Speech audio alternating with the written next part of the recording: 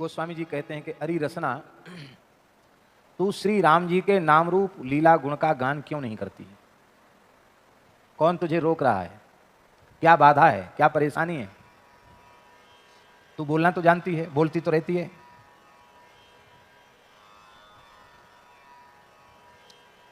तो राम जी का नाम बोलने में तुझे कौन सी बाधा पड़ती है? राम जी का गुणगान करने में तुझे कौन सी बाधा पड़ रही है?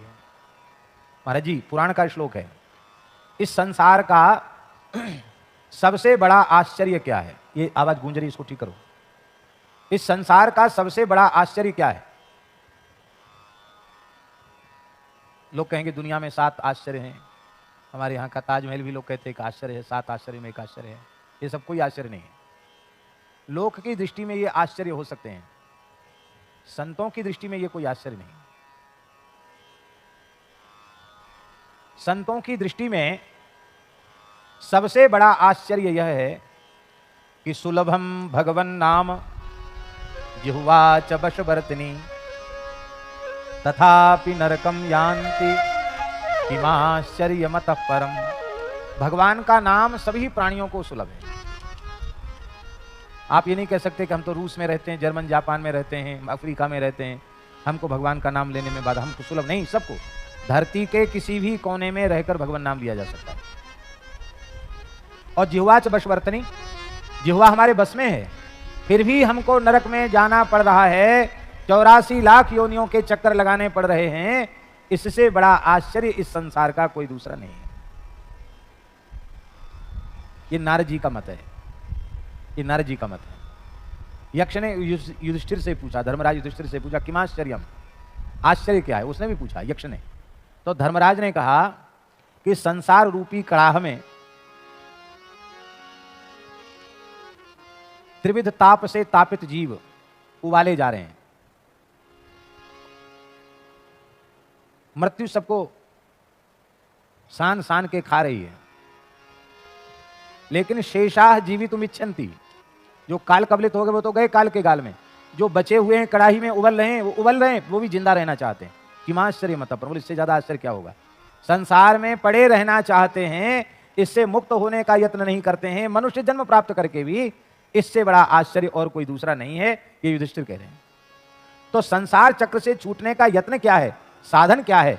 बोले काहे ना रसना राम ही गावहीं। हरि रसना, तू राम जी का गुणगान क्यों नहीं करती?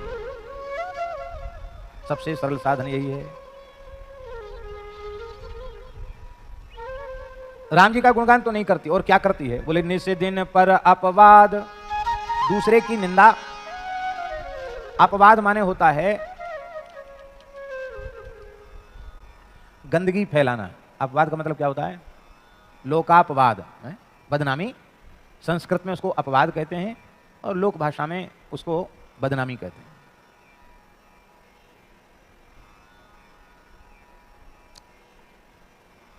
सज्जन व्यक्ति का कर्तव्य है कि अपनी कोई बुराई हो तो उसको अपने पूज्य गुरुजनों के सामने उजागर करके उसका प्रायश्चित पूछ ले, प्रायश्चित कर ले। ये सज्जन का कर्तव्य है।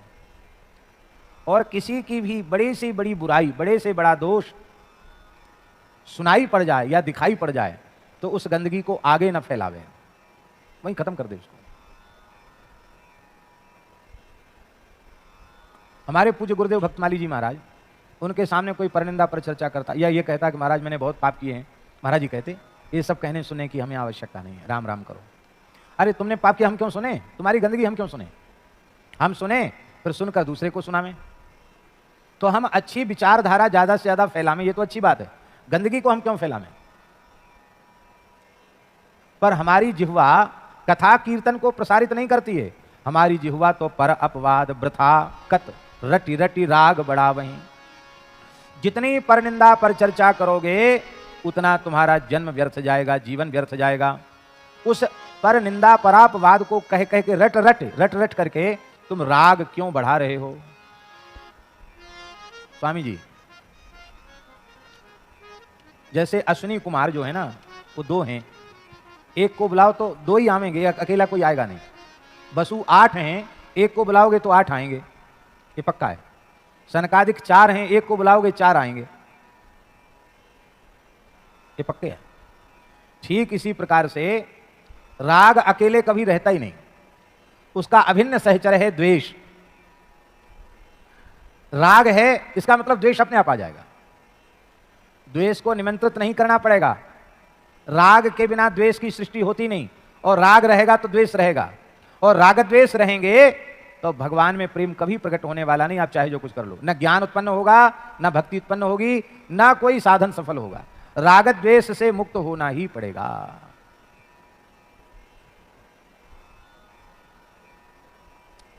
राग रहित होना बहुत आवश्यक है। ये राग द्वेष हैं क्या? बोले ये राग द्वेष उल्लू हैं। कौन है ये? राग द्वेष उल्लू हैं, उल्लूक पक्षी हैं, राग द्वेष उल्लू हैं। और उल्लुओं का अस्तित्व दिन में नहीं रहता। कब रहता अस्तित्व? रात में। दिन में तो उल्लुओं को दिखता ही नहीं। जिन भगवान सूर्य नारायण के प्रकाश में सबको दिखता है, उल्लुओं की दृष्टि में तो सूर्य का अस्तित्व ही नहीं है। पूज्य बक्सर वाले मामा जी कहते थे कि एक बार अखिल ब्रह्मांड स्तर का उल्लूक सम्मेलन हुआ, उल्लुओं का सम्मेलन। अखिल भारतीय नहीं, पूरे ब्रह्मांड के उल्लू एक जगह इकट्ठे हुए और उन्होंने बड़ा लंबा चौड़ा शास्त्रार्थ किया और इस सर्वसम्मति से घोषणा कर दी कि सारी दुनिया झूठ बोल रही है कि सूर्य सूर्य सूर्य कुछ नहीं, सूर्य नाम की कोई वस्तु इस ब्रह्मांड में है ही नहीं। तो मामा जी कहते थे क्या उल्लुओं के अधिवेशन में फैसला कर देने से सूर्य का अस्तित्व मिट जाएगा? तो बोले उल्लुओं की कमी है। बोले कमी उनकी भी नहीं है, उन बेचारों को दिखता ही नहीं सूर्य।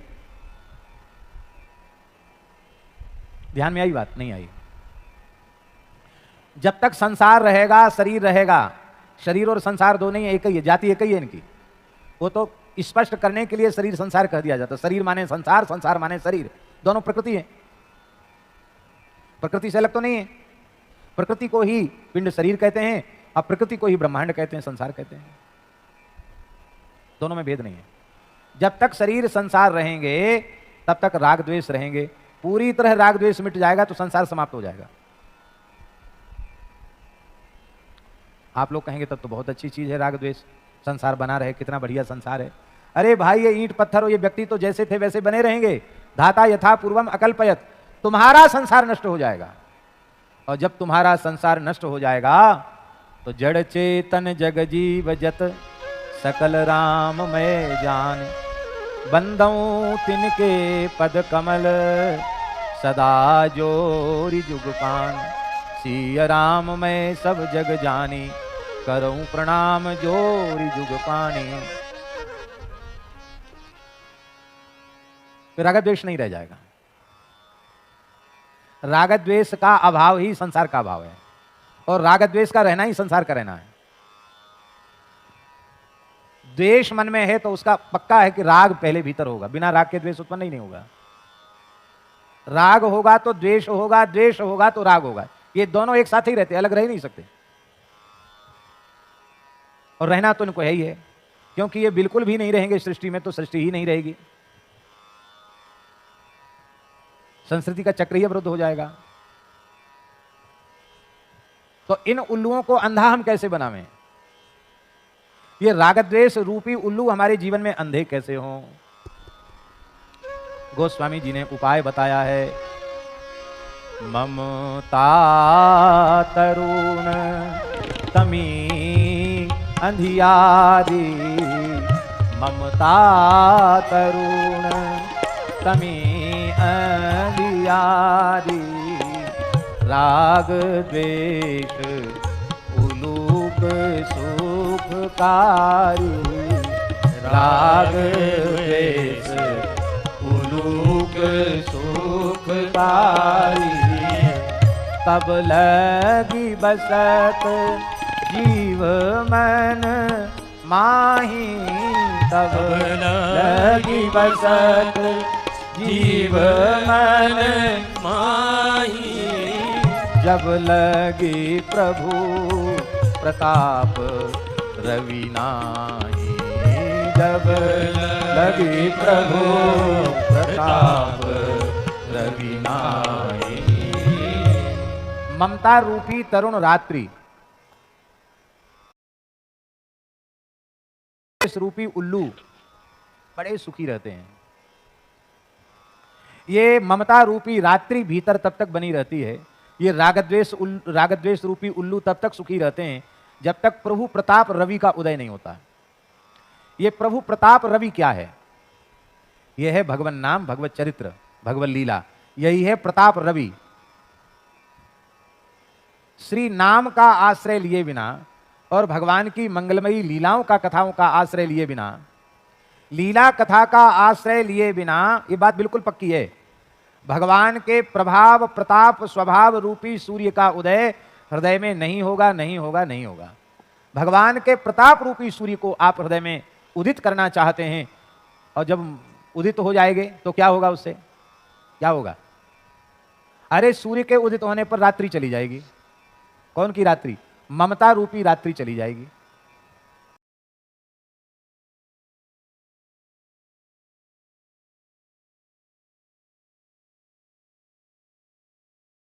रात्रि के विदा होते ही समता रूपी सवेरा हो जाएगा। समोहम सर्वभूतेषु न मे द्वेष्योस्ति न प्रियः, यह है समता। समोहम सर्वभूतेषु, ये समोहम सर्वभूतेषु, ये समता का सूर्य उदित हो जाएगा। समता का सूर्य उदित हो जाएगा।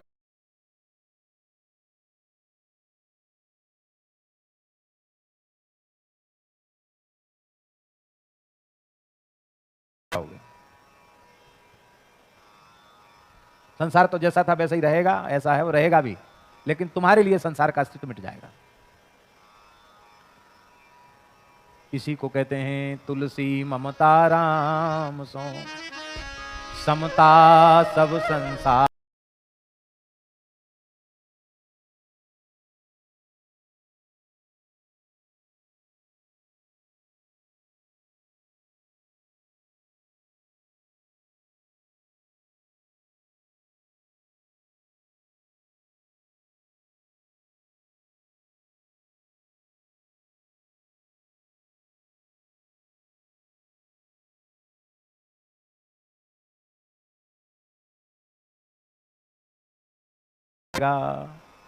इसलिए तू राम नाम का जप क्यों नहीं करता है? राम नाम को रटता क्यों नहीं है? देखिए, राम नाम लेने में कोई बाधा नहीं, और उस राम नाम को तुम लेते नहीं हो। पर निंदा पर चर्चा में अपनी जिह्वा को तिरस्कृत कर रहे हो, नष्ट कर रहे हो। राग बढ़ा, वही राग को बढ़ा रहे हो, द्वेष को बढ़ा रहे हो। तुम स्वयं संसार के चक्र में पिस रहे हो, जा रहे हो, कूद रहे हो। संसार की आग में कोई धकेल नहीं रहा है तुमको।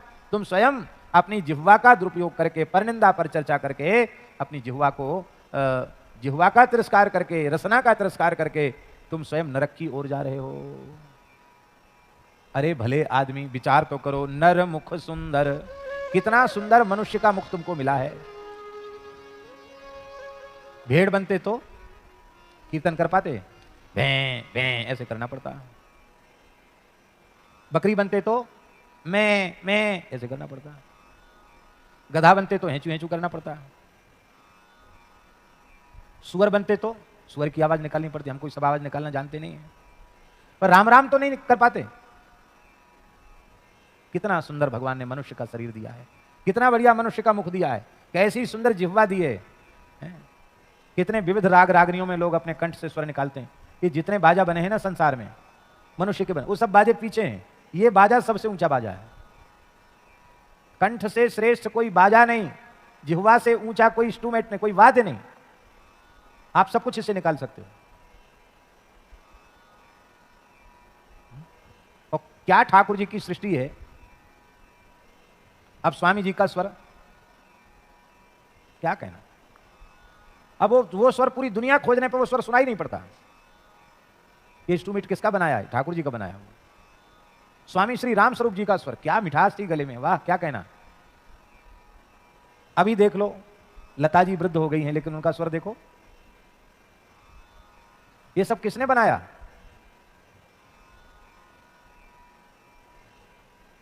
गवैया भी, लोक संगीत गाने वाले भी एक से एक हुए। कम समय तक जीवित रहे मुकेश जी, लेकिन उनका स्वर देख लो।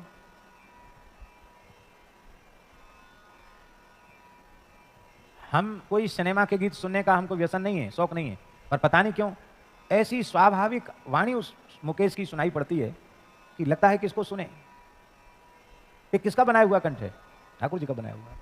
इतना सुंदर मनुष्य का शरीर भगवान ने तुम्हें प्रदान किया है, इतनी सुंदर जिह्वा दी है, इतना सुंदर कंठ दिया है, फिर भी तुम परनिंदा परचर्चा में समय बर्बाद कर रहे हो, अपने कंठ से अपनी जिह्वा से भगवान नाम को गा नहीं रहे हो। बहुत से लोग एक बात कहते हैं, क्या करें महाराज जी, हमको गाना नहीं आता है। बहुत से लोग कहते हैं हमको गाना, ठीक है मान सकते हैं हम, क्योंकि आपने संगीत पढ़ा नहीं, संगीत सीखे नहीं, तो आप कह सकते हैं कि हमको गाना नहीं आता। पर सच्ची बात यह है कि दुनिया में ऐसा कोई मनुष्य नहीं है जिसको गाना ना आता हो। जब तरंग आएगी ना तो शौचालय में गाने लग जाओगे, तरंग आएगी तो बाथरूम में स्नान करते करते गाने लग जाओगे, हाँ अरे सोते सोते सपने में गाने लग जाओगे। तरंग कोई रोक नहीं पाएगा, तरंग आएगी तो, भले ही उसका स्वर चाहे जैसा हो। गाता हर व्यक्ति है, जैसे हर व्यक्ति रोता है ऐसे ही हर व्यक्ति गाता है। बहुत से लोग कहते हैं कि हमको नाचना नहीं आता। नाचो, अरे हम नाचना नहीं आता। अरे 84 लाख योनियों में नाचे ही तो रहे हो, और क्या कर रहे हो? चलो वैसा नाचना नहीं आता। तो ऐसा भी कोई मनुष्य नहीं है भैया जी जो 24 घंटे में कभी ना कभी थिरकता ना हो। भले ही जिन लोगों को बहुत लाज शर्म लगती है तो वो भीतर नाच लेते हैं, और नहीं नाचेंगे तो ऐसे ऐसे तो कर ही लेंगे, वही तो नाचना हुआ। अरे पांव हाथ नहीं नचे, सिर तो नच गया कि नहीं नच गया? पर ठाकुर जी के सामने नहीं नाचते, ठाकुर जी के सामने नहीं गाते, ठाकुर जी के सामने नहीं बोलते, और टर टर टर टर करते रहेंगे, बक बक करते रहेंगे। नख सिख नर मुख सुंदर, कितना सुंदर मनुष्य का मुख है। नर मुख सुंदर मंदिर पावन, ये मंदिर है। मंदिर किसको कहते हैं महाराज जी? जिसमें भगवान विराजते हैं उसको मंदिर कहते हैं। किसको कहते हैं मंदिर? जिसमें भगवान विराजे वो मंदिर। इसमें भगवान बैठे कि नहीं तो मंदिर है कि नहीं? इसलिए भागवत जी में लिखा है द्वितीय स्कंद में, मनुर्मनीषा मनुजो निवासा। परमात्मा विराट पुरुष परमात्मा की बुद्धि का नाम है मनु। इसलिए मनु जो है वो भगवान की बुद्धि का नाम है मनु। मनु जो कुछ कहते हैं उसको स्वीकार कर लो, आदमी की बुद्धि नहीं है वो परमात्मा की बुद्धि है, सबके लिए कल्याणकारी है। मनुजो निवासा, ये मानव का शरीर भगवान का निवास स्थान। वैसे तो रहते भगवान सब में, पर ये भगवान ने रचपच के अपने घर अपने लिए बनाया। इंजीनियर तमाम मकान बनाता है पर अपने लिए बनाता है तब पूरी इंजीनियरिंग वहीं लगा देता है। ऐसे भगवान ने अपने रहने के लिए बनाया तो बहुत बढ़िया नक्काशी, क्या कहना, अलग अलग तरीके की डिजाइन के दरवाजे, किसी के ये दरवाजे अलग हैं, किसी का ये दरवाजा अलग है, किसी का ये दरवाजा अलग है। हाँ महाराज, सब विचित्र विचित्र। एक सांचा बनाया और बनाने के बाद सांचे को ही नष्ट कर दिया, फिर नया सांचा। कितनी विलक्षण बात है। हम ये सोच लें कि ये मानव शरीर भगवान का मंदिर है, इसमें भगवान रहते, भगवान ने अपने रहने के लिए बनाया, तो कोई मनुष्य किसी मनुष्य की हत्या करेगा? कोई मनुष्य किसी मनुष्य की हत्या नहीं करेगा।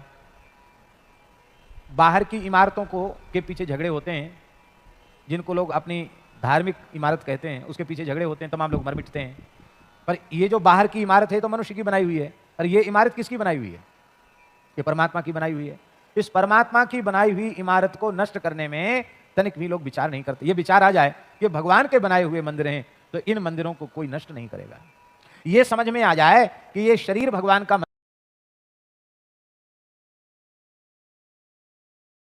जाता है, अपेय जाता है मंदिर में, बोलो, मध्यमांस मंदिर में जाता है, प्याज लहसुन मंदिर में जाता है? बिल्कुल नहीं जाता। इसका मतलब है ये हम स्वीकार कर लें कि भगवान का मंदिर है तो इतने मात्र से हमारे हृदय में दया करुणा आदि सद्गुण आ जाएंगे, हमारा आहार शुद्ध हो जाएगा। क्यों? भगवान के मंदिर में कोई गंदी चीज थोड़ी पटकेगा, पवित्र वस्तु ही भगवान के मंदिर में जाएगी जो भगवान को भोग लग सकती हो। एक महात्मा का अभ्यास था, वो भोजन करने बैठते तो एक नया मंत्र बोलते थे। क्या? कौन सा मंत्र? हाथ जोड़ के कहते, हे भगवान तोहरे पेट में जाए। क्या कहते? हे भगवान तोहरे पेट में जाए। तोहरे पेट में जाए बोले क्या मतलब? बोले बैठे हुए भगवान, उनको प्यास लगती है तो उनको पानी पिला देते हैं, उनको भूख लगती है तो उनको भोजन करा देते हैं। जितने पानी पीकर वो संतुष्ट हो जाते कहते हैं बस बंद, बस हो गया तो बंद कर देते हैं। जितने भोजन से संतुष्ट हो जाते ठीक है पूरा हो गया तो ठीक है पूरा हो गया, ना हम कुछ खाते हैं ना पीते हैं। हे भगवान तोहरे पेट में जाए। कितनी बढ़िया बात है। ये बात समझ में आ जाए तो अकर्ता हो जाएगा, और अकर्ता हो जाएगा तो अभोक्ता हो जाएगा। देखो कितनी अच्छी बात है। कितना सुंदर मनुष्य का मुख है। कितना पवित्र यह देह है और उसमें तू रह रहा है। जिनका मंदिर है वो देवता भी इसी में है और उस देवता का पुजारी जीवात्मा भी इसी में, उसी में तू रह रहा है, लेकिन फिर भी तू देवता की पूजा नहीं कर रहा है। ता ही लजा वही, मंदिर को लजा रहा है, देवता को लजा रहा है, देवता की कृपा करुणा का तिरस्कार कर रहा है। कहते तेरी हालत तो ऐसी है जैसे कोई चंद्रमा के समीप में रह करके और अमृत से वंचित रह जाए। चंद्रमा अमृतस्रावी है और अमृतस्रावी चंद्रमा में रह करके और वो हमेशा हमेशा के लिए और वंचित रह जाए, अमृत से वंचित रह जाए। चंद्रमा में रहकर तो अमृत से वंचित हो जाए।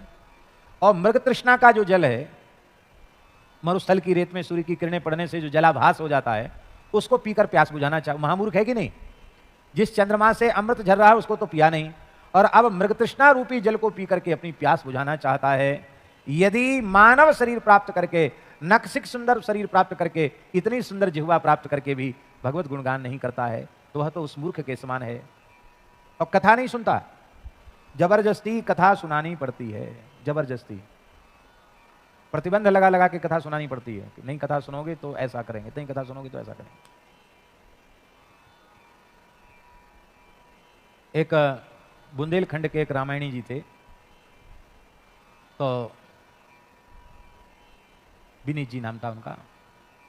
तो पूज्य हमारे महाराज जी भक्तमाली जी महाराज उनसे बड़ा प्रेम रखते थे। महाराज जी कभी उधर जाते तो कथा में तो बुंदेली भाषा में कथा कहते थे। तो कहते थे हम तो बैलन को नौन दे रहे, समझे नहीं समझे? बैलों को नमक देना, हम तो बैलन को नौन दे रहे, यहीं से शुरू करते थे। बैल ऐसे नमक नहीं, अब नमक उनके स्वास्थ्य के लिए अच्छा है तो क्या करते हैं, एक बांस का पोला बांस रहता है, उसको मुंह में उनके डाल देते हैं और उस बांस की पुंगी में, उसमें ऐसा वो लगा रहता है कीप जैसा, और उसमें डालते हैं नमक, तो नमक उनके कंठ में जाके नीचे उतर जाता है, उससे उनको फायदा होता है। तो जैसे बैलों को नमक दिया जाता है जबरदस्ती, नाथ पकड़ के खींच के, बोले ऐसे हैं हम सबको बिठा के बेलन को नौन दे रहे हम।